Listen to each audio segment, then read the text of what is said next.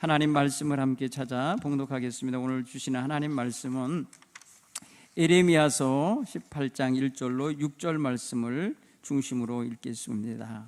우리 에레미야 18장 1절로 6절 말씀입니다. 구약성경 에레미야 18장 1절로 6절의 말씀을 찾아 봉독합니다. 구약성경 1078면에 있습니다. 여호와께서 에레미야에게 임한 말씀에 이르시되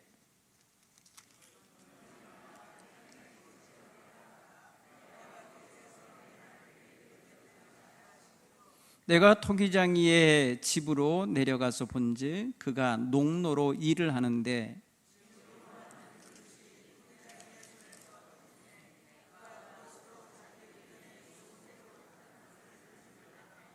그때에 여호와의 말씀이 내게 임하니라. 이르시되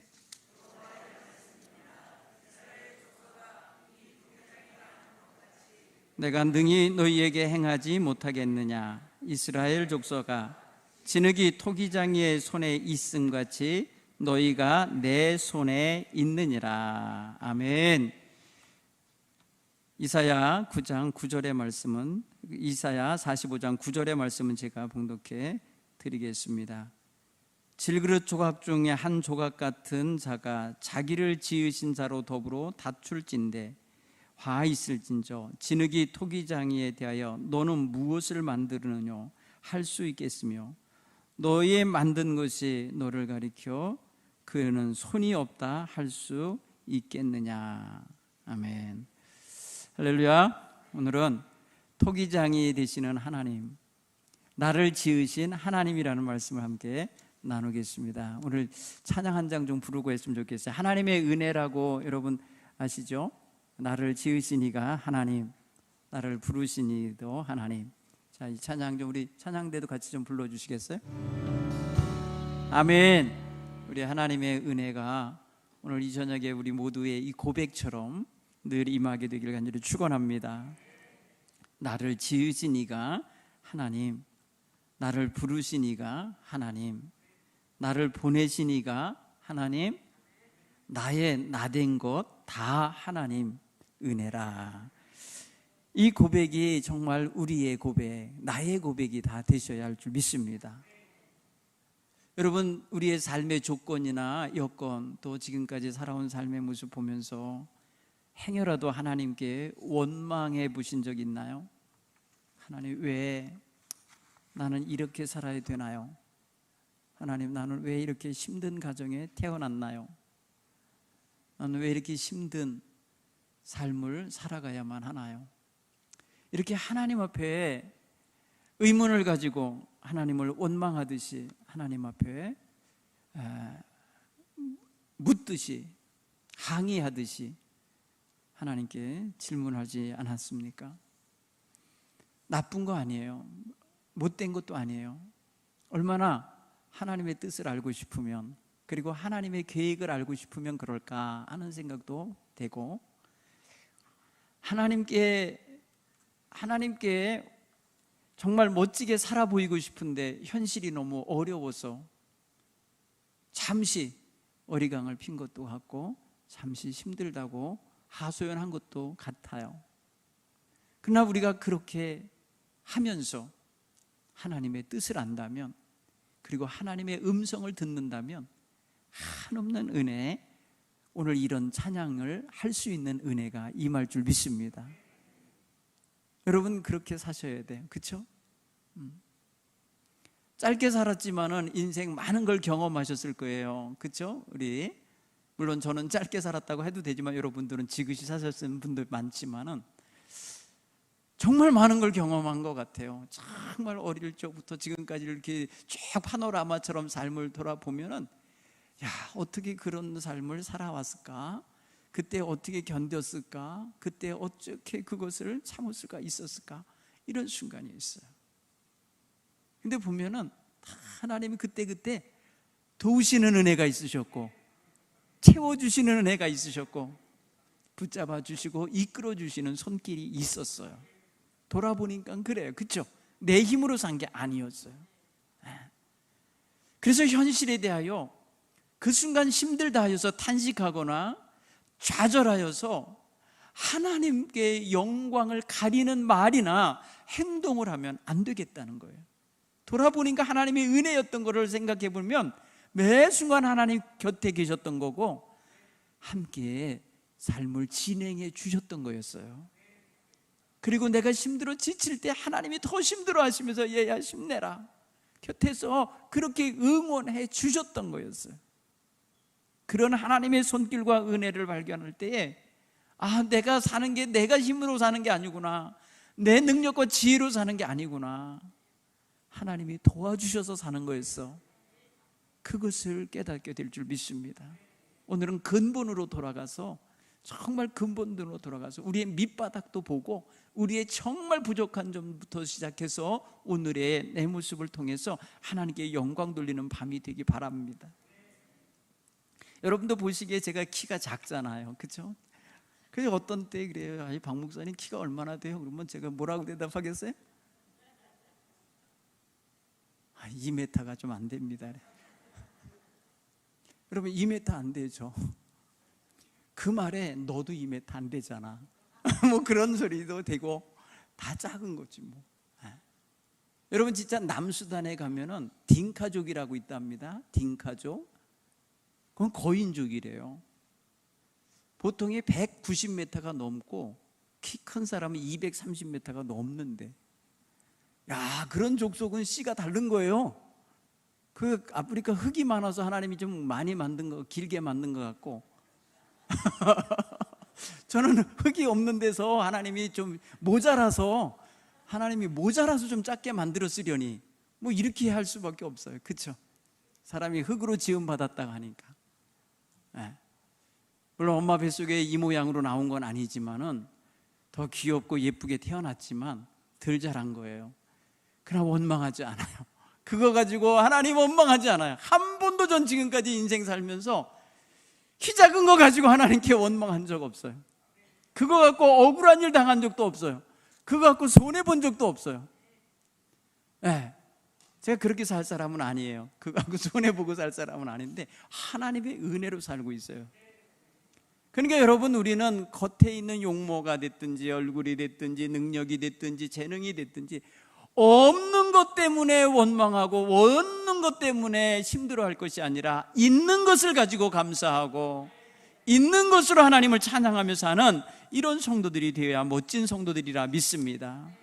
오늘 우리 성도님들, 특별히 우리 제천 동부교회 성도님들, 올 한 해 깊은 기도와 찬양을 하시면서 그리고 하나님께 더 가까이 가는 그런 귀한 은혜로서 살아가기 바랍니다.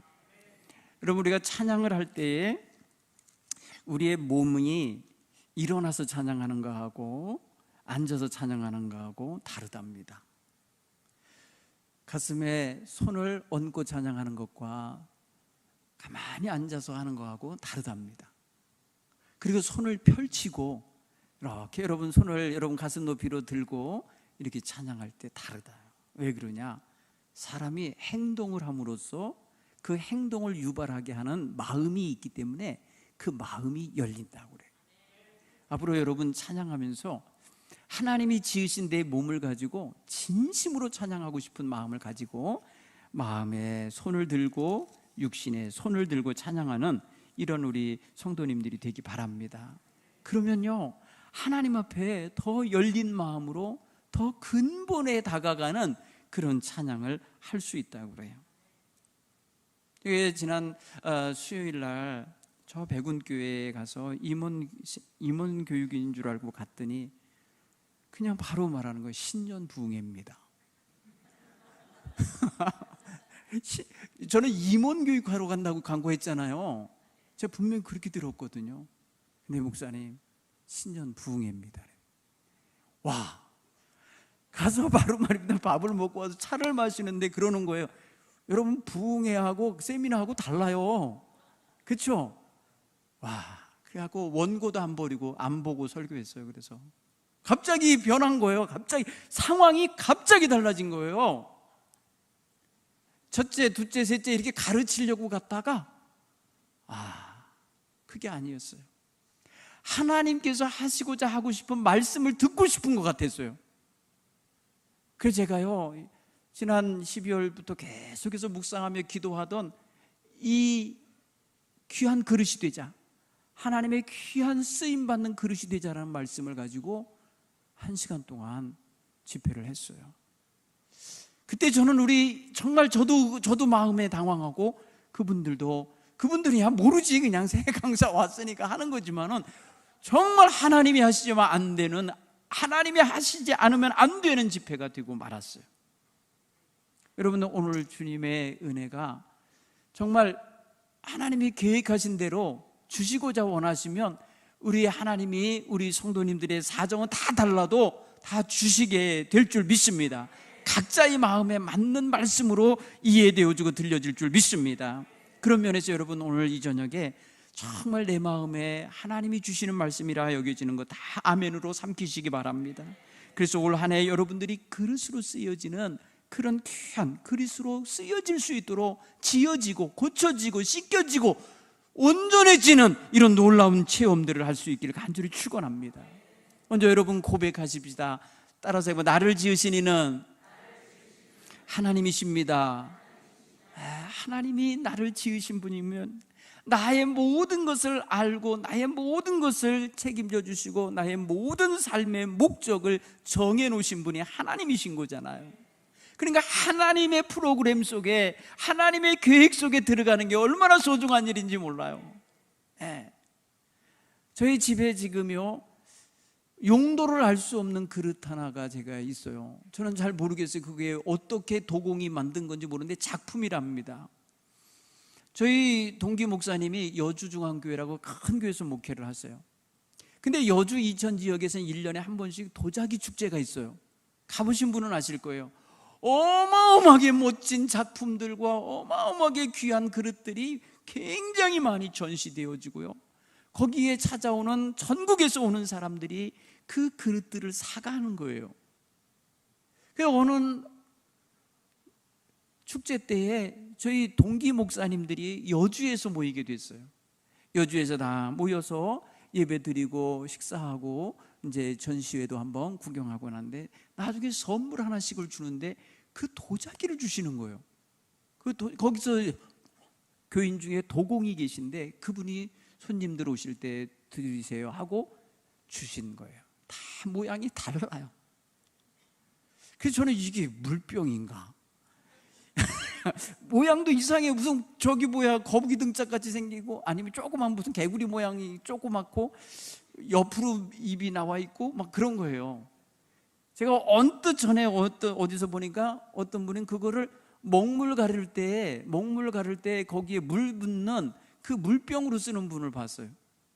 또 어느 분을 봤을 때는 거기에 아주 작은 난을, 거기에다 난을 심어갖고 난을 기르는 분도 봤어요.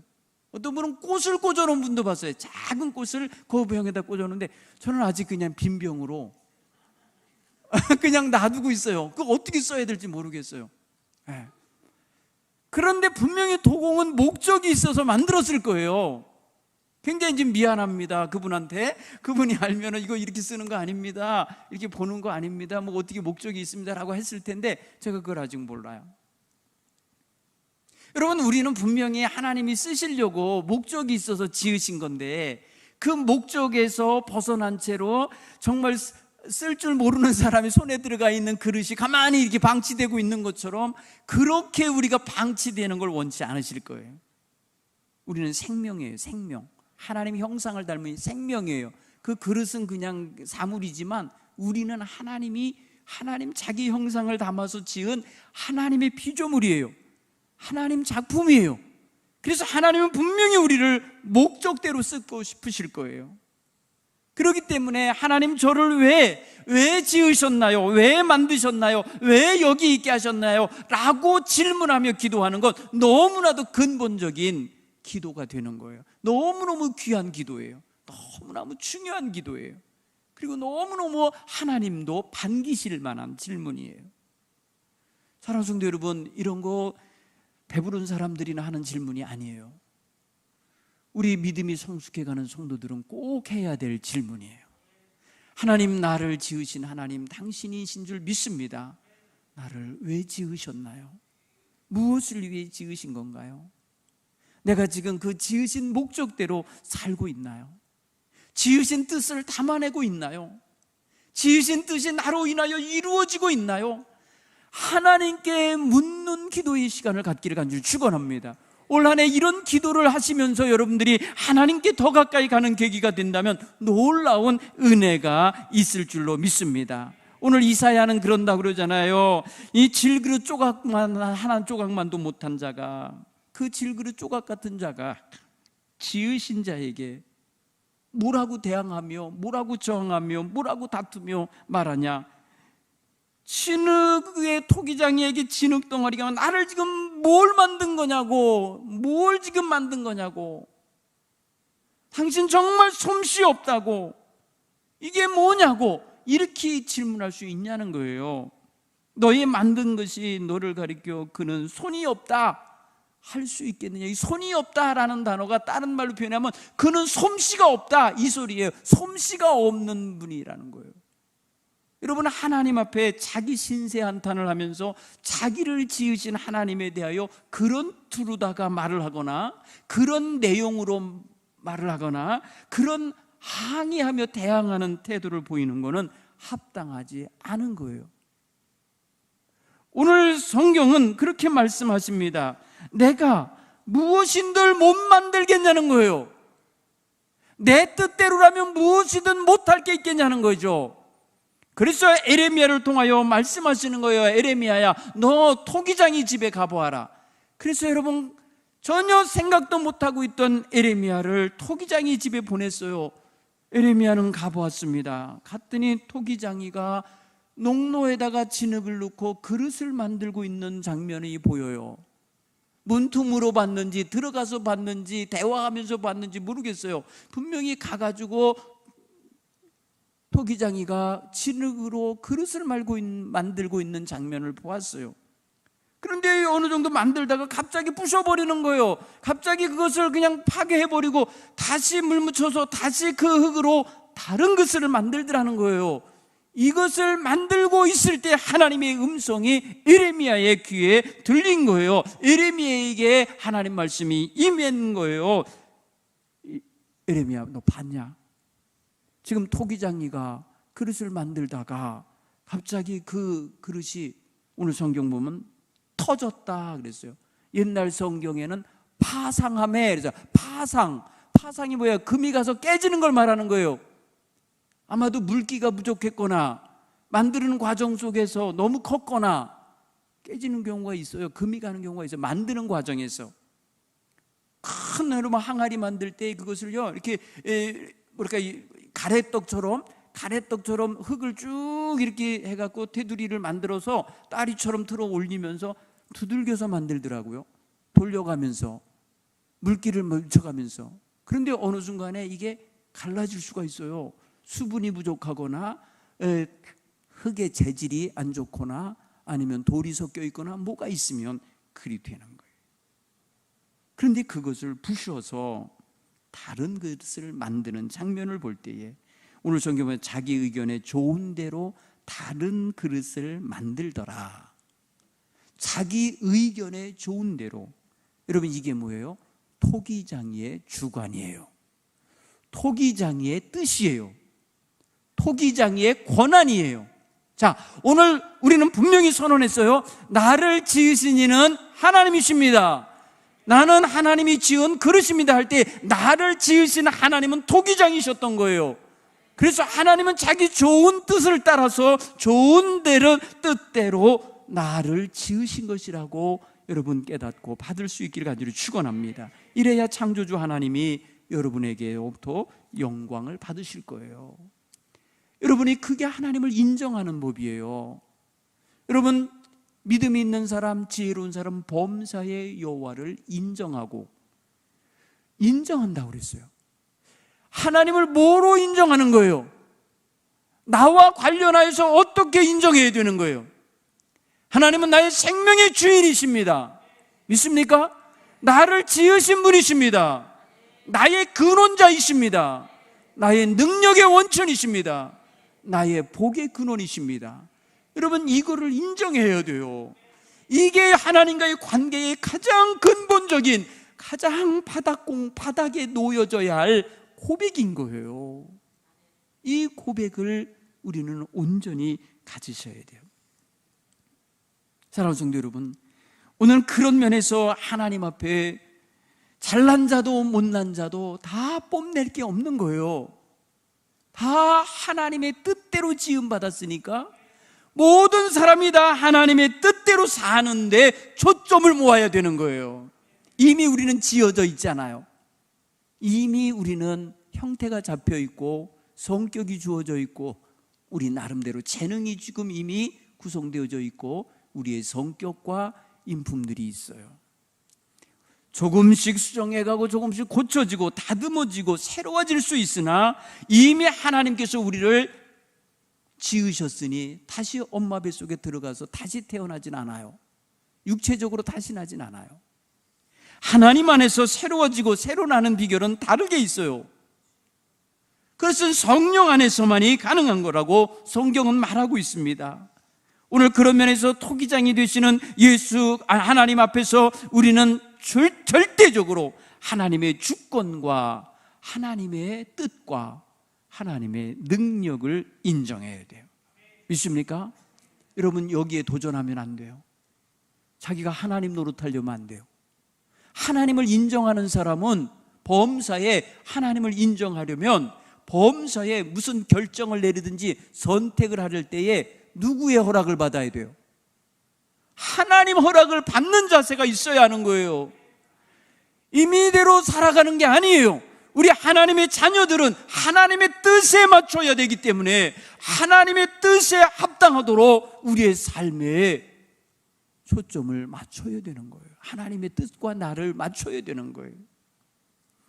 우리는 자꾸 우리의 생각을 절대화시키려 하고 우리의 능력을 극대화 평가하고요, 자기의 삶의 경험과 지식을 대단한 줄로 착각하고 있어요. 그런데 그렇지 않아요. 너무 우리는 부족한 사람들이에요. 많이 몰라요. 오늘 알았던 것도 내일 새 지식이 더해지면 낡은 게 돼버려요. 여러분, 옛날 지식하고 오늘의 지식이 달라요. 상당히 달라요.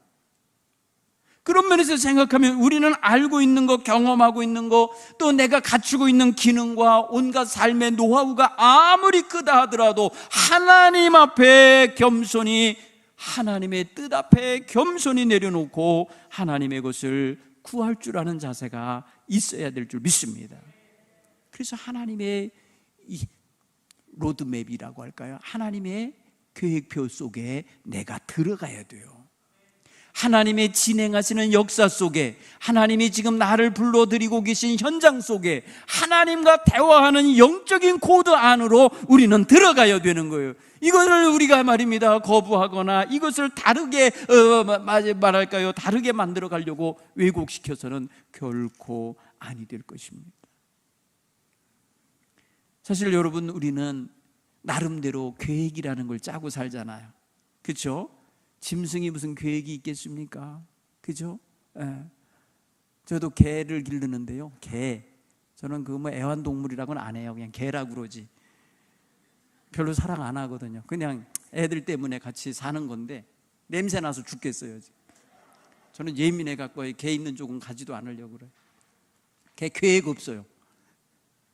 그냥 밥이 기계에서 주르륵 나오면 금방 다 먹어버려요. 씹지도 않고 먹어버려요. 네. 그래, 넌 개다. 네, 넌 개다.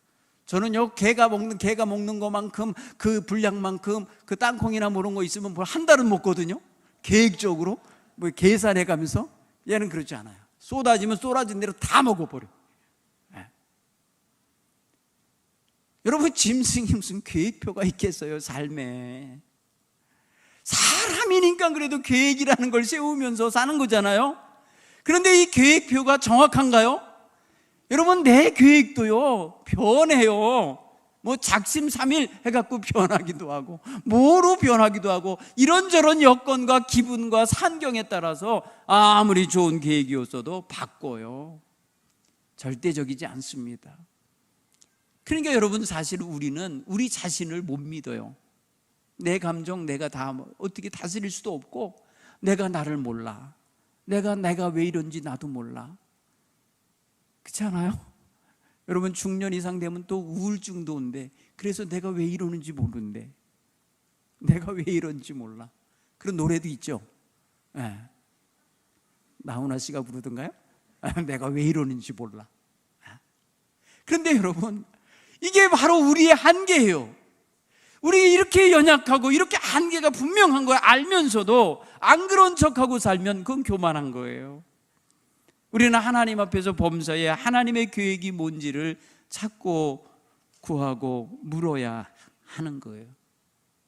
왜 이렇게 나를 지었냐고, 왜 여기 놓았냐고, 왜 이렇게 살게 하느냐고 하면서 원망하는 게 아니라 여기 있는 하나님의 뜻이 있을 거예요. 나를 여기 있게 하신 하나님의 뜻, 그것을 알아야 돼요.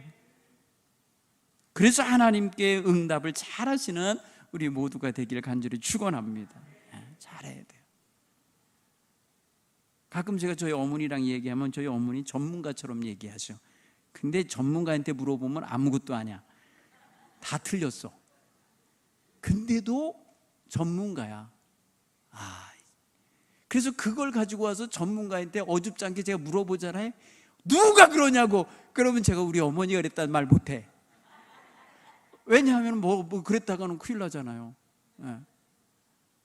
제가 모를 때 있어요, 때로는. 저도 모르는데 뭐. 그런데 여러분, 사람이라는 것은 경험치가 참 크게 작용할 때가 있어요. 자기 경험치가 대단하게 이렇게 작용할 수 있는데, 그런데 전문가나 다른 사람 앞에 갖다 놓으면 그렇지 않아요. 저는 예전에 저희 어머니가 농사 짓는 그 농사법이 최고인 줄 알았어요.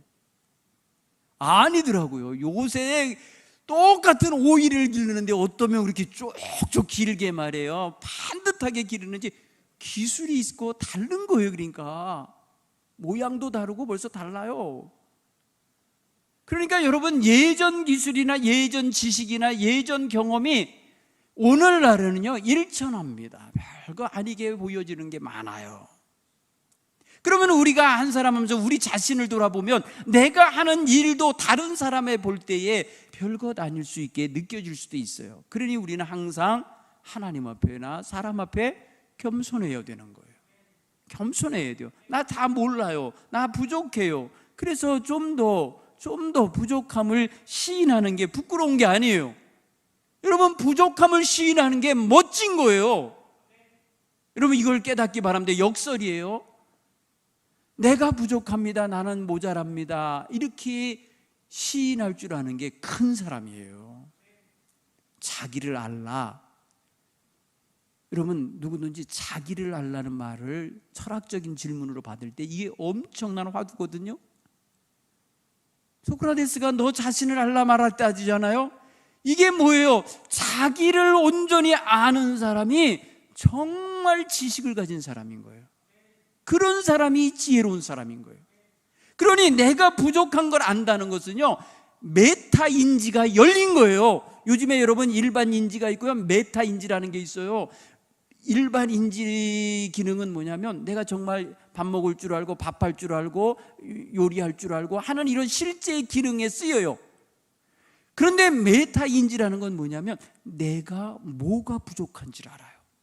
내가 얼마나 부실한지를 알아요. 내가 얼마나 연약한 존재인지를 알아요. 내가 얼마나 한계가 있는 존재인지를 아는 의식이에요. 이게 굉장히 중요하다는 거예요. 이 메타인지를 어려서 아이들이 빨리 가질수록 자기 주도 학습을 할 수 있다는 거예요. 누가 시켜서 하는 게 아니라 자기 주도 학습을 한다는 거예요. 아, 내가 이걸 몰라. 내가 공식 몇 단계를 몰라. 안다는 거예요. 알기 때문에 그 부분을 공부한다는 거예요. 여러분, 근데요, 어줍지 않게 아는 애들은요, 어떻게, 나 다 알아. 나 이번 시험 잘 볼 것 같아. 근데 성적이 그렇게 안 나오잖아요. 성적 그렇게 안 나오는 이유가 뭐예요? 메타인지 속에 자기를 가져다가 놓지 못한 거예요. 오늘 우리 신앙인들이요, 자기가 지금 우울함에 빠져 있고 지금 신앙으로 살면서도 우울증에 시달리고 있는 성도들 많거든요.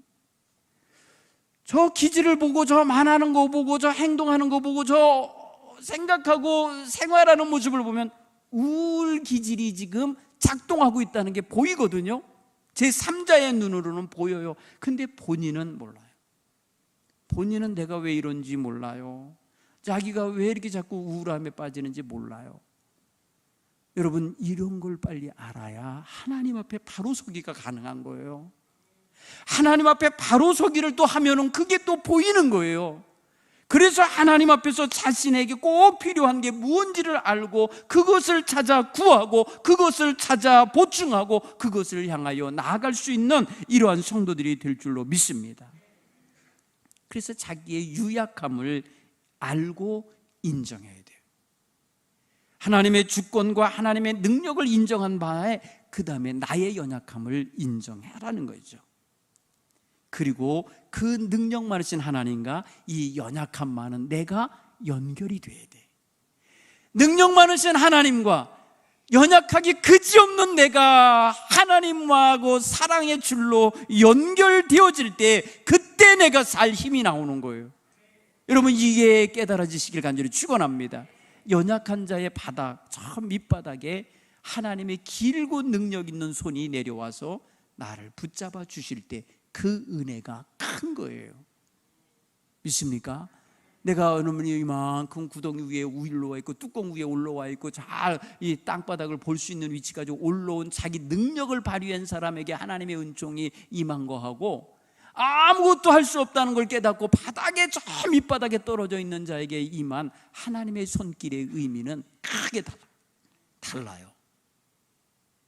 그러니까 내가 뭔가를 할 수 있다라는 생각, 내가 뭔가를 하고 있다고 하는 이런 의식이 내려놔지고 하나님 손에 전적으로 맡겨지는 이런 은혜가 있기를 간절히 축원합니다. 그래야 하나님과의 관계가 더 친밀해지고 더 능력 있게 나타나게 될 줄 믿습니다.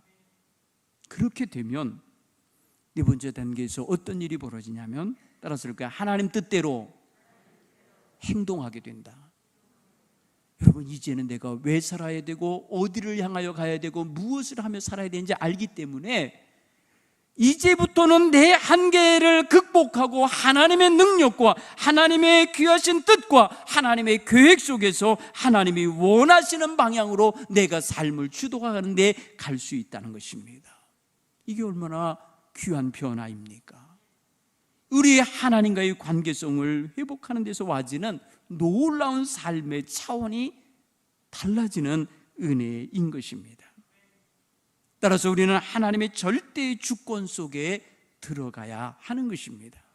매일매일 우리는 절대 주권 속에서 우리는 겸손하게, 진실하게, 거룩하게, 신실하게 살아내셔야 할 줄 믿습니다. 오늘 토기장이 집에 가서 토기장의 그릇을 만들고 있는 장면을 보다가 하나님의 음성을 듣고 있는 이 에레미야가처럼 되어야 돼요. 여러분, 오늘 에레미야는 오늘 우리 동부교회 성도 한 사람 한 사람에게 주어지는 그 대표적인 모습이라고 여기시고, 하나님이 내게 보여주시는 삶의 환경, 내게 경험하게 하고 처하게 한 그 환경 속에서 하나님이 하시는 말씀을 들을 수 있는 눈이 열리고 귀가 열리길 간절히 축원합니다. 하나님께서는 우리의 삶의 현장과 떠나서 말씀하시지 않으세요. 그 속에서 하나님은 말씀하고 계시다는 것이에요. 그러므로 나를 저 달나라 이야기하게 하시지 않는 거예요. 오늘 여기 나의 삶의 현장 속에서 아무개와의 관계, 어떤 일과의 관계, 어떤 상황 속에서 내가 어떻게 살아야 되는지를 말씀해 주시는 거예요. 얼마나 구체적인지 몰라요. 사랑하는 성도 여러분, 그런 면에서 생각하면 하나님이 우리에게 하나님의 뜻에 따라 행동하게 할 때에 우리는 어떤 자세로 거기에 응답해야 되냐면, 내 의견을 내려놓고 하나님의 선한 뜻대로 아버지가 원하시는 대로 되기를 원합니다. 예수님이 갈보리산에서 그 겟세마네 동산에서 하나님께 드렸던 그런 기도의 자세가 오늘 우리에게도 있어야 되는 거예요. 하나님이 이렇게 말씀하셨어요. 에레미야에게, 에레미야야, 너 이스라엘 백성에 가서 전해라 하시면서 주신 말씀이에요. 이스라엘아, 이 토기장이가 하는 것 같이 내가 능히 너희에게 행하지 못하겠느냐? 이스라엘 족속아, 진흙이 토기장이 손에 있음같이 너희가 내 손에 있느니라. 여러분, 이거예요. 우리가 주님의 손 안에 있고 주님이 원하시는 대로 주무르실 수 있는 존재라는 걸 생각하면 우리는 주님 뜻에 합당하지 않을 때는 언제든지 하나님께서는 우리를 비우시고 망하게도 하시고 때로는 깨지게도 하시고 부서지게도 하시고 울게도 하시고 우리를 아프게도 하실 수 있는 분이라는 걸 아시기 바랍니다. 여러분, 하나님이 우리를 학대하시는 분은 아니에요. 사랑하신다고 그랬어요. 사랑하시기 때문에 하는 거예요. 우리가 정말 힘들어하는 걸 보시고 즐기시는 분이 아니에요. 그러니까 여러분, 힘들면서 좌절하는 순간에 하나님이 날 보고 그냥 웃고만 계시고 즐기고 계시거나 오해하시면 안 돼요. 나를 사랑하시는 하나님이기 때문에 내 고통의 현장에, 내 눈물의 자리에, 내 탄식의 현장 속에 함께 하시며 함께 울고 계시고 함께 나를 붙잡으시며 힘내라고 하고 계신 것을 믿으시길 바랍니다. 그러므로 나의 생각을 절대화하지 말고 하나님 손에 있는 피조물, 하나님 손에 있는 진흙덩이처럼 그 손에 맡겨지기를 원하는 이런 자세로 순종하기를 간절히 축원합니다. 24년 한 해가 우리는 하나님의 지음받은 피조물 의식을 갖고 확실하게 그 위치를 잡으시기를 바랍니다. 내가 창조주 아니에요. 내가 주권자 아니에요. 내가 모든 것 결정권자 아니라고요. 그러니 우리 인생의 한 걸음 한 걸음 나가는 게 다 새 길이고 새 날이고 한 번도 가보지 않은 날들인데 어찌 하나님께 묻지도 않고 사냐는 거예요. 어찌 한마디 하나님께 묻지도 않고 그날을 사냐는 거예요. 여러분, 이거를 우리는 반성해야 돼요. 너무 자신감 있게 사는 거 아니에요? 하루를 살면서 하나님께 기도하시고 한 주간을 펼치면서 하나님께 기도하는 생활이 이게 여러분 낭비 같습니까? 아니에요. 너무 소중한 거예요. 너무나 귀한 시간이라는 걸 깨닫기를 간절히 축원합니다. 그래서 우리는 하나님 앞에 묻고 찾는 기도의 시간, 그 시간을 통하여 하나님 앞에 겸손하게 자기의 자리를 찾고 자기의 위치를 찾으셔야 하는 거예요. 사랑하는 성도 여러분, 우리 교회에 기도하는 시간들 많아요. 항상 365일 열려있는 기도실, 새벽으로 밤으로 오셔서 기도할 수 있어요. 낮에도 오실 수 있어요. 가끔 제가 시내에서 누구를 만나면 그래요. 우리 교회는 아닌데 제가 동부교회를 자주 가고 있어요. 그래요. 언제 오셔요? 나는 못 봤는데. 기도하러 온대. 여러분, 우리 교회가요, 이 동네 사랑방 같이 기도하는 자리더라고요. 아는 사람은 아는 거예요. 365일 문 열려 있는 교회, 우리 교회. 여기 와서 기도하는 건 너무 좋아요. 여러분, 그러니 가장 좋은 식구들은 누구야? 우리 식구들이 먼저 이용해야죠. 우리 식구들이 골방에 들어가서 하나님과 기도하는 시간 자꾸 가지셔야 돼요. 내 소중한 인생을 어떻게 기도 없이 하루하루를 삽니까? 기도를 호흡처럼 여기시고 기도를 밥 먹는 것처럼 여기셔서 하나님께 나오셔서 기도하면서 새해를 멋지게 살고 싶은 결단을 할 수 있기를 바랍니다. 이게 하나님이 나의 창조주를 인정하는 사람들의 행동인 거예요. 이게 나를 계획을 갖고 세우신 하나님 앞에 내가 처신하여 보일 수 있는 행동이 이런 거예요. 이거를 잘 하시는 올 한 해가 되길 간절히 축원합니다. 특별히 24년 한 해 동안 살면서 아무리 낙심이 되고 한계에 다다르고 절망스럽고 힘겨워도 창조주 하나님을 인정하고 믿는 사람들을 낙심하지 않게 될 줄 믿습니다. 좌절하지 않기를 바랍니다. 나를 지으신 하나님이 나와 함께하고 계심을 믿으시기 바랍니다. 그래서 여러분, 좌절하지 않기 바라요. 의사의 말 한마디에 막 울더라고요. 몇 날 며칠 밥을 못 먹으면서 살이 쪽 빠지더라고요. 검사 결과가 났는데, 목사님 그냥 그림자래요. 그냥 무늬 같대요 라고 하니까 밝아지는 거예요. 도대체 의사들이 뭔지 왜 이렇게 말이 힘이 있는지 모르겠어요. 목사 말은 별로 맥히지도 않아. 너무 낙심하지 마세요. 하나님이 선한 길로 인도하실 거예요. 그러면 아멘 하고 그냥 웃었으면 좋겠는데 안 그런 것 같아. 근데 의사가 말해서 아유 목사님 그 별로 없어요. 약 먹으면 된대요. 그러면 그냥 환해지셔. 경험 있으시죠? 네, 환해지시잖아요. 내 한계가 느껴지고 내가 알지 못하는 상황이 주어지고 내가 눈물 나고 탄식하는 상황이 온다 하여도 결코 삶을 포기하거나 신앙을 팽개치거나 낙심하는 말 하지 않기를 간절히 축원합니다. 그거 아니어도 살 수 있으니까 하나님이 하시는 거예요. 그거 내려놓아도 되니까 하나님이 하시는 거예요. 그거 없으면 죽을 것 같으면 하나님 건드리지 않으세요. 그러지 않아도 되니까 하나님은 그 귀한 기회를 통하여 하나님께 영광 돌리도록 하고 계신 거라 깨닫기를 바랍니다.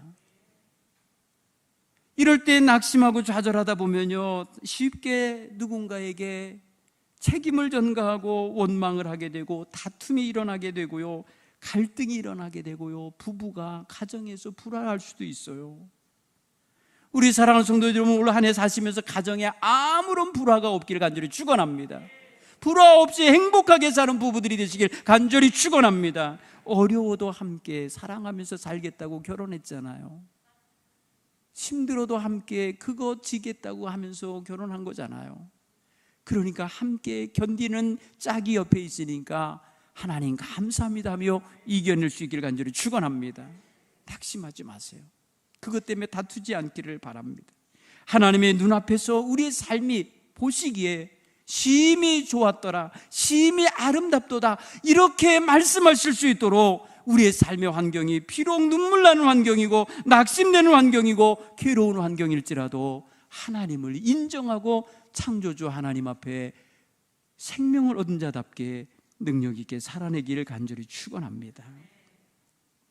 또한 우리는 올 한 해 살아가시면서 우리를 지으실 때 하나님은 분명히 기뻐하고 싶으셨을 거예요. 그렇죠? 우리를 지을 때에 굉장히 기뻐하시면서 그래 잘 만들어진 작품이다 걸작품으로 여기시며 보시기에 심히 좋았더라 하셨을 거예요. 여러분 태어날 때 엄마 아버지가 얼마나 기쁘게 웃었는지 여러분 하나도 모를 거예요. 근데 여러분들이 여러분 자녀를 낳을 때 기뻐했던 걸 생각해 보면 그보다 더 기뻐했을 것이라 여기시길 간절히 바랍니다. 네. 제가 가끔 그런 생각을 해보세요. 시간 여행을 해봤어요. 새벽 기도하면서 머리를 숙이고 저 타임머신을 타고 멀리 간 걸 생각했어요. 제 나이만큼 간 거예요. 제가 태중에 임신되어져 있을 때 어머니 뱃속에 있을 때 어머니 아버지가 좋아하셨을까 염려하셨을까 가만히 들어봤어요. 저희 아버님은 외로우신 분이었어요. 형제자매가 없으셨어요. 어머니 말을 들으면은 아버지는 자녀를 많이 낳고 싶으셨대요. 그러니까 제가 생겼을 때 좋아하셨을 게 분명해요. 그리고 태어났을 때 아들이다 루벤 했을 것 같아요. 너무 좋아하셨을 것 같아요. 그렇지 않아요? 제가 그런 느낌이 들더라고요. 우리 아버지가 나를 낳을 때 좋아하셨겠구나. 좋아하셨을 거야 분명히. 그러면서 제가 긍정적인 메시지를 갖는 거예요. 나는 부모님에게 기쁨을 드리며 세상에 응애하고 태어났겠구나. 제가 그런 느낌을 들어요. 그러면서 그 아버지에게 그 어머니에게 내가 지금 기쁨에 되어 살고 있나 물어보게 되더라고요. 그분들은 나를 길러내시느라고 고생 많으셨겠구나, 애쓰셨구나, 눈물을 흘리셨겠구나. 내가 학교 간 사이에 그분들은 들판에가 있었고 내가 잠자는 사이에도 일찍 일어나 일하러 가셨지. 제가 그런 거 모두 생각하면 너무 고생을 많이 하셨구나. 그런데 내가 그분들을 기쁘시게 하고 있나 생각해 볼 때에 철들어서 세상 나와서 들어가 보지도 못하고 살다가 아버지가 중도에 돌아가셨어요. 한 번도 효도를 못했는데 돌아가셨어요. 얼마나 제 가슴이 아프고 눈물이 나고 정말 괴로운지 몰라요. 한 한 번도 아버님께 용돈을 드려본 적도 없어요. 마지막 아버님이 남기고 가신 조의금으로 대학원 등록금을 했어요. 기숙사비를 냈어요. 그러니까 저는요, 저희 아버님한테요, 아버지 돌아가실 때까지 뼈골을 빨아먹은 놈이에요. 너무너무 괴롭고 불효자예요. 기쁘시게 못 해드렸어요. 이건 제가 돌이킬 수가 없어요. 다시 돌아갈 수도 없고 살아계시지도 않기 때문에 그 마음이 많이 아픈 상처를 안고 제가 저희 아버지보다 한 살 더 먹게 됐어요, 올해. 그래서 그것도 죄스러워요. 그것도 굉장히 미안해요.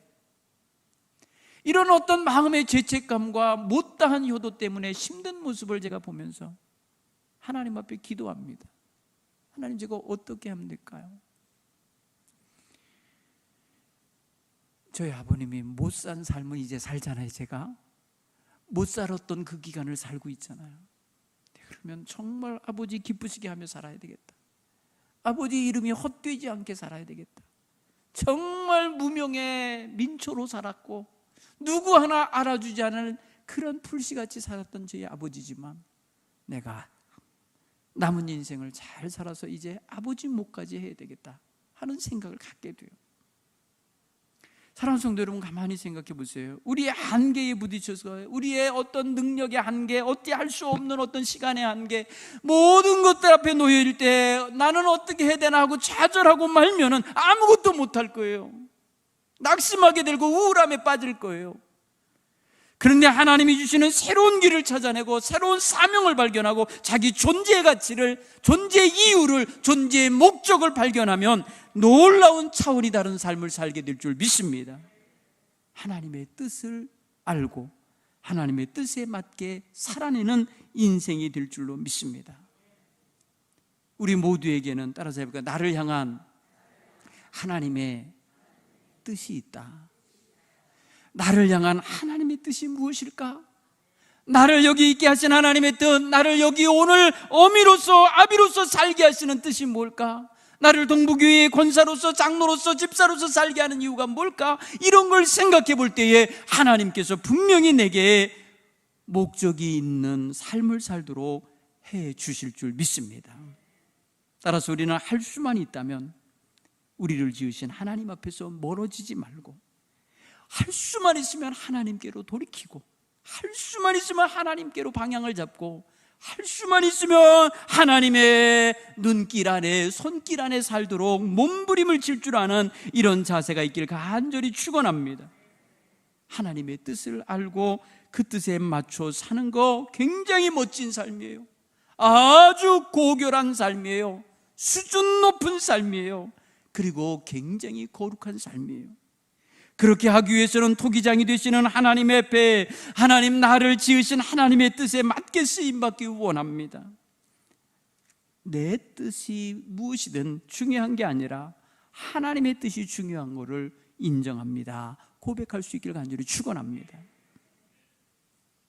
여러분, 주전자는 물을 담아서 따라주는 목적으로 만들어진 거예요. 그렇죠? 컵은 물이든지 음료를 따라 먹는 용도예요. 다 용도가 있어요.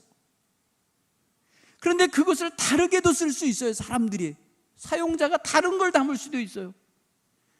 토기장이의 목적은 분명히 물주전자로 만들었는데 술주전자로 쓰는 사람도 있을 수 있잖아요.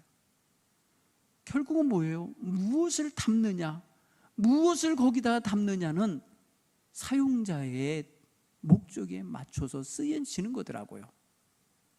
우리는 다만 하나님께서 우리에게 뭘 담으셔서 쓰고 싶으셨는지 그걸 찾아내셔야 돼요. 그래서 그것을 담는 자리에 늘 가 있게 되기를 간절히 축원합니다. 우리는 그냥 사물인 그릇이 아니고 우리는 걸어 다닐 수 있는 생명체예요. 우리는 생각할 줄 아는 생명체예요. 우리는 하나님과 교통할 수 있는 영체예요. 영적인 존재예요. 그렇기 때문에 우리는 하나님께로 향하여 갈 수도 있고, 하나님과 대화할 수도 있고, 하나님의 손을 잡을 수도 있어요. 그러니 우리는 하나님 앞에서 하나님의 뜻에 맞춰서 살고 싶은 열망을 갖고 그 기쁘신 뜻 안으로 자꾸 찾아 들어가는 이런 성도들이 되셔야 할 줄 믿습니다.